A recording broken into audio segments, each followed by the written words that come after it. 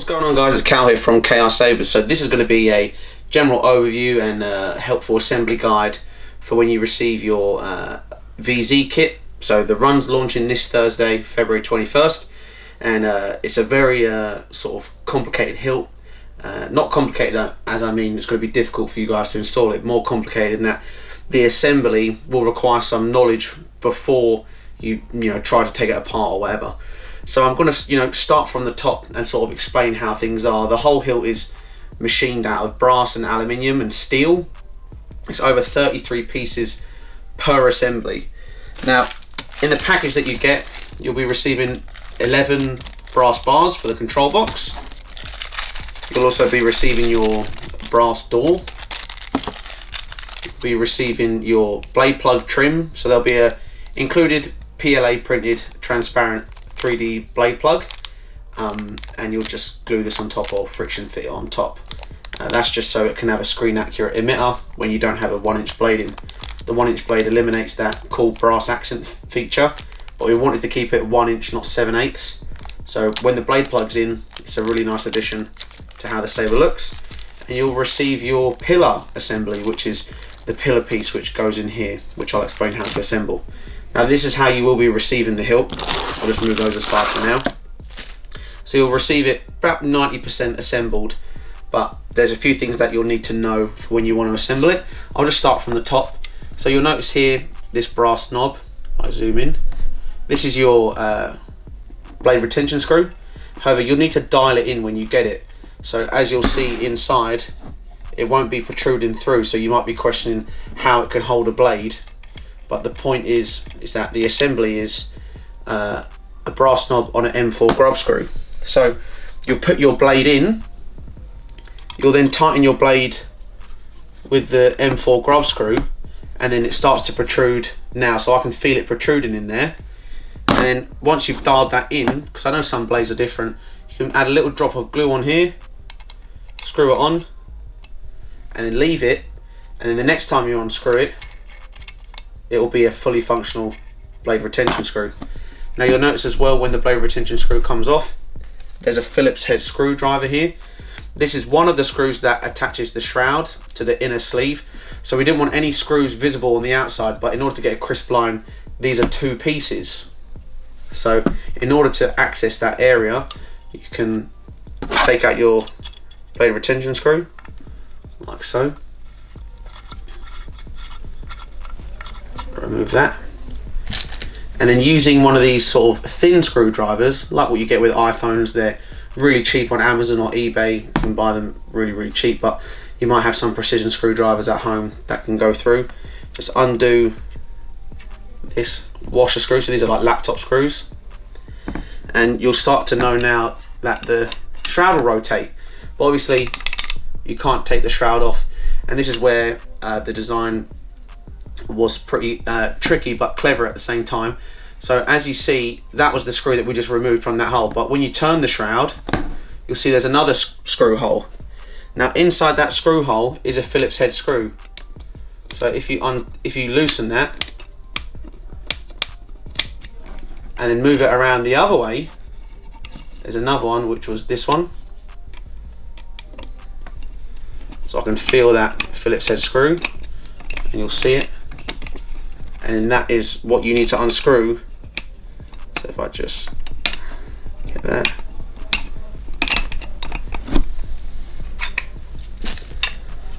So then once you remove that screw, you'll see this part will come off and the shroud will be in 2 pieces.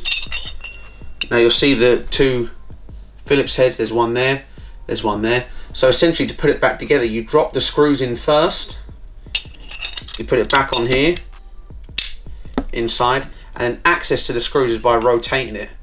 So you'll get it in position and you'll rotate it to the hole. So that's the right orientation here, like so.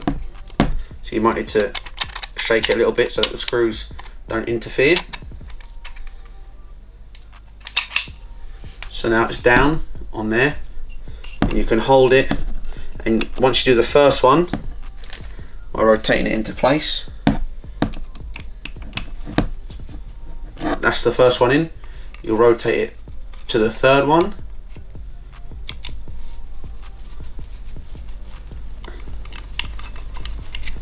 I've done here. Oh, wrong one. It's further along. That's the third one. That's on there. Then you'll get your black screw again and put the one that aligns it in the center, like that. Then you can put your blade retention screw back in.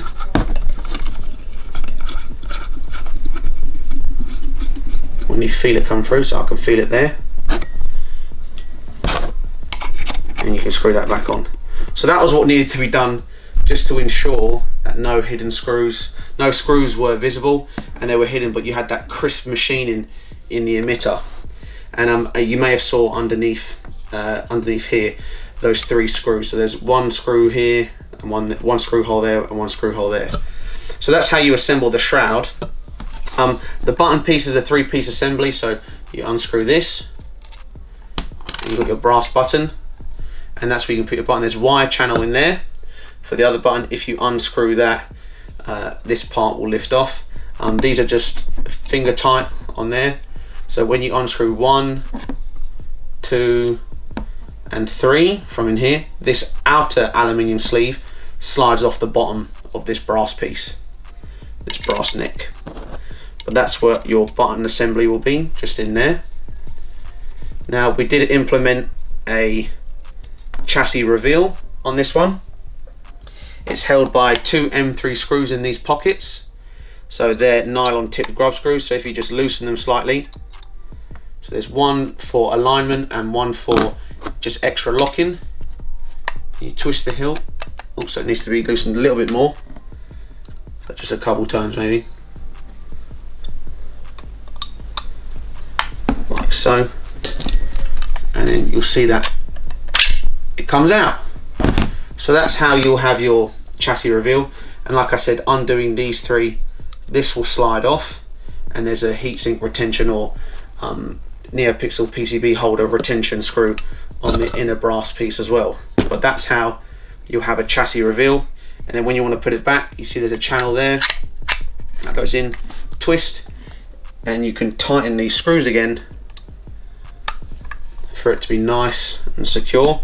So you've got 2 screws there, nylon tipped, so they don't damage the metal, and really, really secure. There's no rattling, nothing like that. The control box is held on with 2 Phillips screws, which you can see inside there, just inside there. So if you did want to do some sort of control box modification, you could. The brass bars, you just literally drop them into place. If they're a bit loose, you can use some of the trusty Loctite 603 to keep them in place, or a dab of super glue at the base. Most of them are interference fit anyway, but there are certain machining tolerance that might need to be met. So then some might be a bit looser than others, but the majority of the time I've found, after assembling a few just for display, they slot in very nicely and then they don't fall out. But you can always use a dab of super glue or Loctite 603 when the time comes. And then you've got your lower half. So this part unscrews like so, and these are all, there's 1, 2, 3, 4, 5, 6 pieces just here. So the pommel is a 3-piece assembly. So you've got top ring, middle ring, and the pommel itself with nice discrete sound holes. That goes on, and you've got anodized black aluminium sleeve and a brass sleeve which goes on there as well. So you can screw this on like that. It locks it all into place, and you can screw this on like so. Now the cool thing about it being 3 pieces that lock into place, I've aligned mine with the features of the hilt, so I wanted the center of the control box to go in line with the middle of these holes on here. Now yours may not be aligned out of the box, but all you have to do is literally, you see where it's positioned, and then you can unscrew the pommel like so, because you don't need that on, and you can unscrew this, and then where you see where it's positioned, you can say, okay, maybe I need to rotate it 20 degrees, and if you screw it back on like so, you can see where it is. So you can see it was aligned before, but now that I've moved it and locked it into place, it's not aligned now. It's aligned with the brass bar. So you can adjust it completely by just taking off the assembly and rotating it a little bit until you get it perfect. I've just remembered, forgot. the pillar and the door. Right, so the door goes on here like that. You can implement some sort of magnetic design if you want to. I put mine on, and then I just put 1 dab, 2 dab, 3 dab, 4 dabs of Loctite. That way it doesn't rattle, it's very secure, but it can also be removed at some point just by applying some gentle heat. It will break the bond. If you want as well, you can come up with some sort of clever magnetic design maybe, but I really wanted a flush thing here, and there's no evidence of this door being an opening door anyway in the various screenshots and stuff that's supplied. And finally on the assembly we have the pillar, which goes just by the activation switch towards the shroud. There's 3 pieces in the bag. You've got the brass rod, the top piece for the brass rod, and you have a slotted spring pin. So a slotted spring pin is sort of like a linking pin, but there's a slot inside it which is sort of compressed, and it's expanded already as you get it. I'm just trying to show it on camera now, but it's got a slot down the middle, and when you squeeze it with pliers very gently, it will, so it's like this, it has a cross section like this, and when you squeeze it, it becomes a full circle. So you want to take this spring pin with some pliers and insert it into this small hole which is at the top here, and push it down. Now you don't want to squeeze too tight because you can damage the spring pin, and you have to keep a close eye on it. So I'm just going to bring my hands off camera to put it in, and then I'll show you what it's like after. But you'll need to have some pliers, and you just squeeze, compress it, and it will go in there. And what happens is when it's in there, it expands again, and that's what makes it sort of nicely snug in there. So I'll just bring my hands away. So you see now, I've done that, let's focus in. You can see it's just protruding out a little bit, and that's where the top of your pillar will fit onto. So on this top pillar piece, there's a hole on the side. Let's find that, so you see that hole there. Oh, that's what gets put on the pin like that.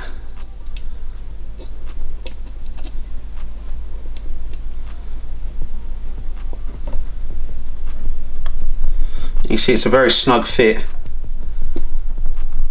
but that's how it doesn't move. So it might need to go down a bit more or compress a little bit more, which is what you can do. So I want to try that now. Just going to squeeze it a little bit tighter.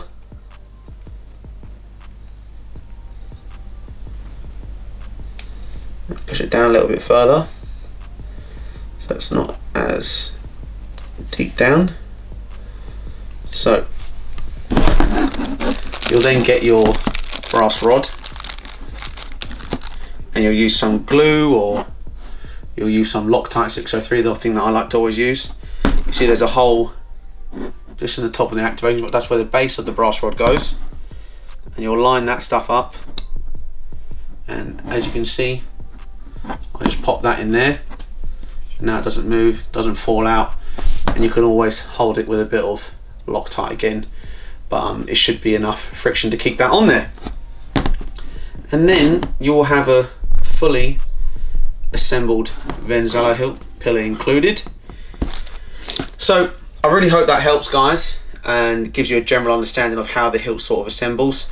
Obviously if you're querying about auxiliary switch solutions, the chassis will have an option to press a tactile switch that these LED bezels mount over. They are dummy LED bezels, no evidence of these lighting up in the film, so they're just for show, but they are through holes, so you can press a tactile switch in there, so you can have activation or aux depending on how you want to press it.